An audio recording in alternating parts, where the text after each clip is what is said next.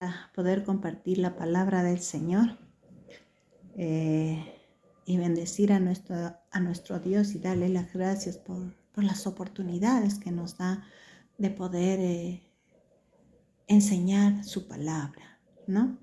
Estamos en lo que es las cartas de Pedro. Hoy me toca compartir la primera de Pedro, capítulo 2, ¿no? Vamos a seguir y acá en la carta de Pedro ha sido enviada para Asia Menor, ¿no? Esta carta fue enviada para este pueblo que ya había conocido del Señor, pero que ellos estaban sufriendo una persecución muy intensa, ¿no? Una persecución que muchos de ellos estaban desanimándose, ¿no? Queriendo retroceder a lo que ya ellos habían empezado de buscar de Cristo. ¿No? Entonces, esta carta es para ellos, ¿no? Pero no solamente para ellos, hermanos, también es para nosotros, porque la tenemos en nuestras manos. Y yo creo que Dios ha permitido que esta carta pudiéramos nosotros leerla, ¿no? Y entender el mensaje que tiene Dios por medio de Pedro, ¿no? Del apóstol Pedro. Vamos a ver en el capítulo 2, ¿no? Que la palabra o que Pedro sigue hablando, sigue enseñando, sigue mostrando cómo debe tener o cómo debe vivir un cristiano, ¿no? Una persona que ha conocido del Señor, una persona que ha recibido del Señor Jesucristo, de Dios.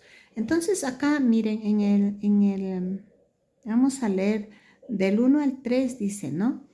Por lo tanto, desháganse de toda maldad, conducta, de toda maldad, ¿no? Y de mala conducta. Dice, acaben con todo engaño, hipocresía, celos y toda clase de comentarios hirientes, ¿no? Él está exhortando y diciendo que quitemos todo eso de nuestros corazones, ¿no? ¿Por qué, hermanos? Cuando se habla estas cosas es señal de que hay todavía maldad en el corazón, ¿no? Y eso que existe, y esa maldad, y esas cosas que nosotros permitimos muchas veces en nuestro corazón, no permite que la palabra ingrese. Es como un estorbo que hubiese en nuestro ser, en nuestro corazón, para que esa palabra no penetre y pueda verdaderamente cambiar nuestras vidas. Entonces quitemos, ¿no? Pedro les está diciendo, quiten todas estas cosas de su corazón, de sus vidas. No podemos permitir eso. ¿Por qué? Porque no estamos recibiendo la palabra, no está entrando esa palabra a lo más profundo de nuestro ser. ¿Por qué? Porque está habiendo estorbo. Hay algo que no deja que esa palabra sea bien procesada en nuestras vidas. Ya, eso es lo que nos dice. Y también nos dice, ¿no? Que nosotros, dice, como bebés recién nacidos, debemos desear la leche espiritual pura para que crezcan, dice, a una experiencia plena de salvación. ¿Qué nos dice, hermanos? Nos está diciendo que nosotros debemos actuar como esos bebés que lloran, que gritan cuando tienen hambre. Los bebés no se callan, hermanos, hasta que uno les dé su alimento. Ellos lloran y lloran, gritan hasta que le puedan dar el alimento que ellos están necesitando para poder crecer. ¿No? Anhelan tanto porque ese alimento es para su vida, para que ellos crezcan, para que ellos sean alimentados. De esa misma manera, Pedro nos dice que nosotros debemos desear la palabra, como esos bebés. Y un dato, ¿no? Que los bebés tienen 4 diferentes formas de llanto, diferentes, 4 diferentes formas de llanto.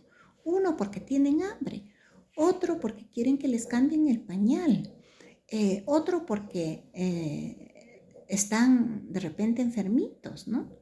Y el otro es porque necesitan que la mamá los apapache, los cargue, los tenga en sus brazos, ¿no? Entonces, de esa misma manera, nosotros debemos anhelar la palabra del Señor en nuestras vidas, como esos bebés que necesitan recibir esa palabra viva de parte del Señor. Eso nos dice, y también nos habla de la salvación. Dice que nosotros debemos recibir esa leche pura ¿Para qué? Para experimentar la salvación plena en nuestras vidas. Muchas veces no hemos hablado de la salvación, hermanos.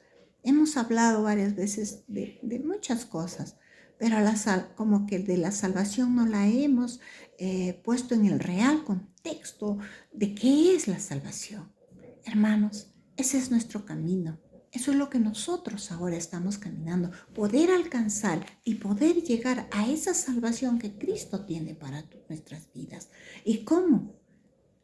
Encaminándonos, llevando, como les decía hace un momento, una vida plena en la palabra del Señor. Luego nos habla acá en el verso 4 hacia adelante, nos habla de piedras vivas. Dice que Cristo es la piedra principal, es esa piedra viva, ese es el fundamento principal de nuestras vidas. ¿Para qué, hermanos? Para que en base a ese fundamento principal pueda Él edificar su templo. Y no les estoy hablando de un templo natural, les estoy hablando de un templo espiritual. ¿Y por qué les digo, hermanos, que es la base fundamental, el ángulo del templo? Porque, hermanos, nosotros tenemos que pararnos en esa piedra, cimentarnos en esa piedra. ¿Por qué les digo esto? Porque también acá la palabra nos dice que nosotros somos piedras vivas con las cuales Dios edifica su templo espiritual. Hermanos, la base fundamental, la piedra viva, la roca, es Cristo. Y nosotros estamos siendo esas piedras vivas que hemos llegado a manos del Creador, a manos del Señor. Piedras deformes, piedras de repente cochinitas, piedras que no tenían esperanza, piedras que estaban tiradas y que nadie las veía. Esas piedras hemos sido llamados por el Señor para edificar ese templo espiritual. Estamos edificando, hermanos, estamos edificando, estamos creciendo en ese templo espiritual. Eso es lo que nos dice el Señor. Eso es lo que quiere hacernos entender el Señor. Dice que somos piedras vivas, hermano. Y no solamente eso, sino que además somos sacerdotes santos por la mediación de nuestro Señor Jesucristo. Somos esas personas santas, separadas, apartadas para el Señor, ¿no? ¿Para qué? Para que siga creciendo ese templo espiritual, siga creciendo su iglesia en la verdadera palabra que es este libro, ¿no? La Biblia. Entonces, es precioso poder entender lo que el Señor nos quiere decir. Ahora, ¿qué más nos dice, no? Que somos santos, dice, por la mediación de Cristo, como les decía. Ustedes ofrecen sacrificios espirituales que agradan a Dios. Nuestra adoración, nuestra propia vida, nuestra propia forma de vida es sacrificio espiritual que agrada a Dios. Imagínense la vida que tenemos. Y les voy a hablar también de la obediencia, porque acá nos habla mucho de la obediencia a la palabra de Dios, ¿no? Entonces dice que el Señor se agrada de todo eso, ¿no? Se agrada, ¿no? De poder nosotros hacer, como dice la Escritura. Ahora, ¿qué nos dice acá? Hay una palabra muy poderosa en el versículo 6, dice, pongo en Jerusalén una piedra principal, que es Jesucristo, elegida para gran honra, y todo el que confía en Él jamás será avergonzado. Hermanos, si confiamos en el Señor, nunca seremos avergonzados. Ténganlo por seguro. Nunca seremos defraudados. Nunca, hermanos. Cuando nos cogemos del Señor, cuando entendemos que tenemos que confiar en Él, no seremos avergonzados, hermanos. No nos va a defraudar jamás el Señor, pero tenemos que poner nuestra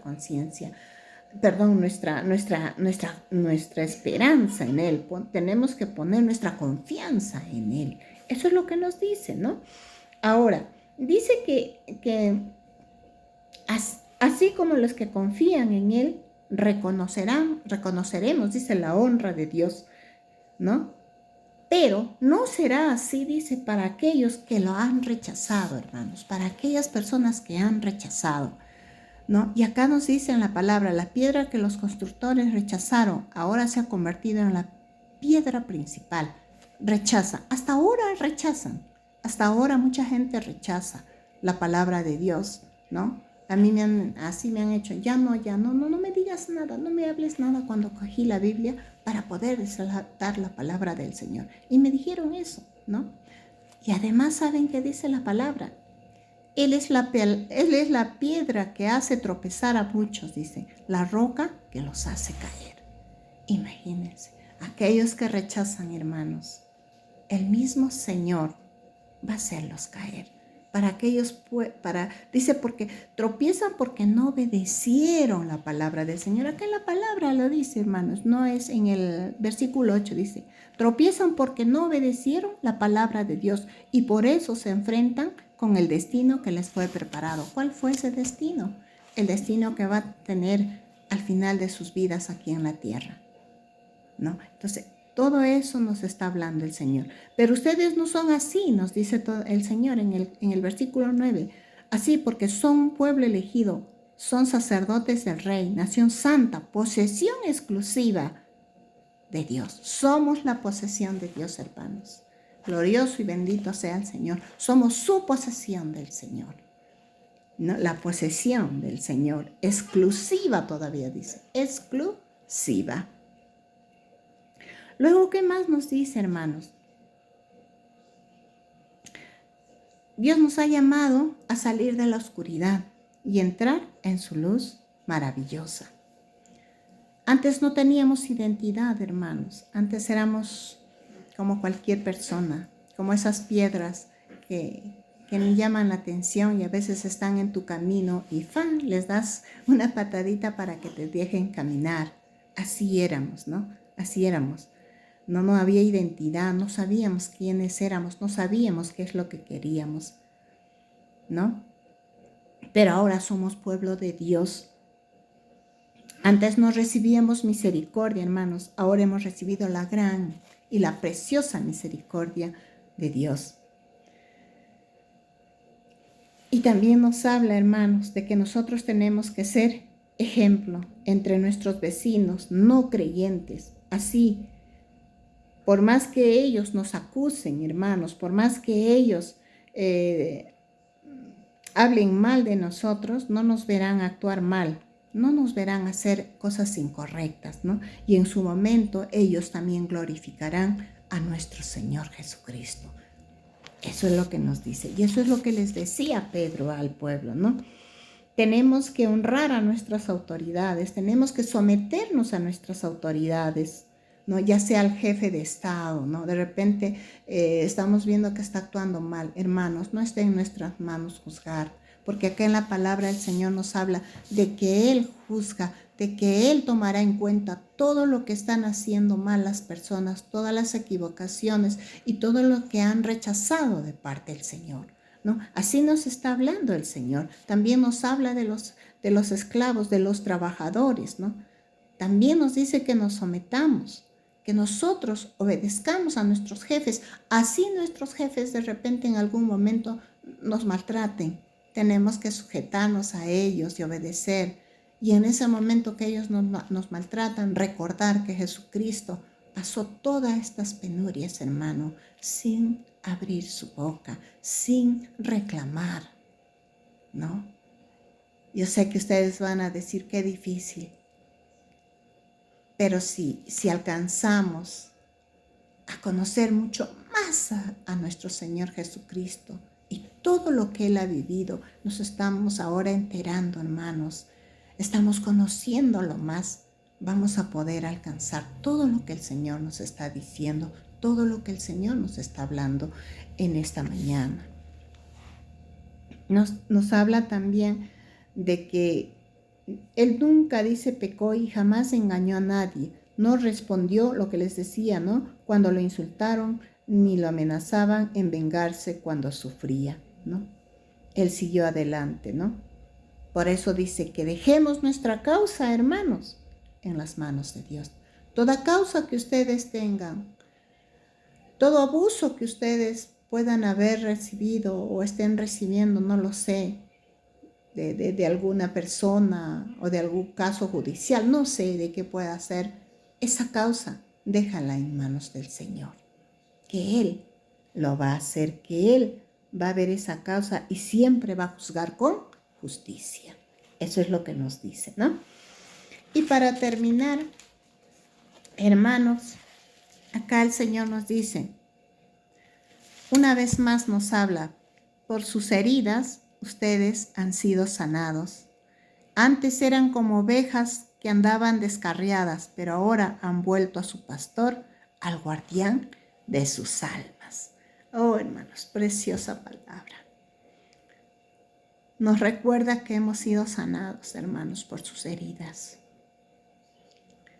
Y nos vuelve a repetir que éramos como ovejas descarriadas, pero ahora dice, hemos vuelto a nuestro pastor, al guardián de nuestras almas.